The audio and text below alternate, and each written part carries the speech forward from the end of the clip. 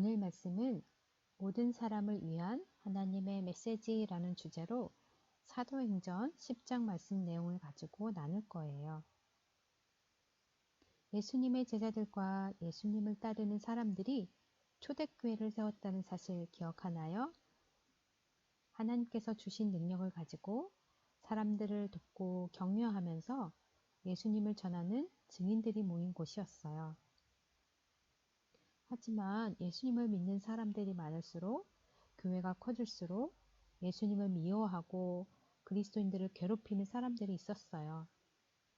그럼에도 그리스도인들은 예수님이 우리를 위해 죄를 용서하시고 구원해 주시는 분이라는 것을 다른 여러 지역으로 가서 용기 있게 전했어요. 하나님께서는 교회가 힘든 상황에서도 믿음을 지키고 복음을 전하는 것을 기뻐하셨고 그것으로 하나님 영광을 받으셨고 교회는 더욱 커지고 그리스도인들은 많아졌어요. 하나님이 택하신 백성인 유대인들이 살고 있는 유대 땅 예루살렘 지역을 중심으로 큰 교회가 세워졌어요. 당시 대부분의 유대인은 유대 땅에서 살았고 유대인이 아닌 사람들이나 외국인들은 사마리아 지역과 같이 먼 곳에서 살았어요.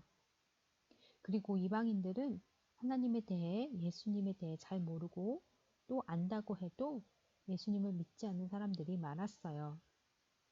그런데 사도행전 10장에 보면 하나님께서 예루살렘 교회에게 특별하고 중요한 일을 행하셨어요. 그것이 무엇인지 한번 사도행전 10장 말씀 속으로 들어가 볼까요? 이방인이 살고 있는 가이사랴라는 동네에 하나님을 두려워하고 하나님을 잘 믿는 고넬료라는 군대 백부장이 있었는데요. 그가 어느 날 하나님께 기도하고 있었는데 하나님이 보낸 천사가 고넬료에게 요바에 있는 베드로를 찾아가서 여기로 데려오라는 말을 남겼어요. 믿음이 좋은 고넬료는 천사의 말을 듣고 순종했고 자기 하인들을 시켜 베드로를 자기 집으로 데려오라고 했어요. 하인들이 요바에 내려가는 사이에 요바에는 베드로도 기도하고 있었는데요. 요바에 있던 베드로에게도 정말 신기한 일이 일어났어요. 하늘에서 여러 짐승들이 담긴 보자기가 내려왔는데 가만히 살펴보니 구약 성경에 쓰여진 부정한 짐승, 다른 말로 사람이 먹어서는 안 되는 깨끗하지 않은 짐승들만 있었어요. 그런데 하나님께서 3번씩이나 베드로에게 내가 보낸 짐승들 잡아서 먹어라 라고 말씀하신 거예요. 내가 깨끗하게 만들었으니 먹어도 좋다라고 말씀하셨지만 베드로는 깨끗하지 않은 짐승을 절대 먹지 않겠다고 3번 똑같이 대답했어요. 베드로는 하나님께서 왜 이런 환상을 보여주셨는지 깨닫지 못했어요. 그런데 그때 성령님께서 너를 찾아온 손님들이 왔으니 그들과 함께 고넬료 집에 가라 라고 명령하셨어요. 성령님의 말씀에 순종한 베드로는 하인들을 따라 고넬료 집에 갔어요. 고넬료 집에 가보니 고넬료의 가족뿐만 아니라 고넬료의 친척과 친구들이 모여 있었어요. 그들은 하나님께서 보내신 베드로를 통해 하나님의 말씀을 듣고 싶어서 베드로를 기다리고 있었어요. 사실 베드로는 이방인에게 가는 것을 싫어했어요. 왜냐하면 그때까지만 해도 하나님을 믿지 않는 이방인을 만나거나 복음을 전하는 것을 하면 안 된다는 생각과 문화가 있었거든요.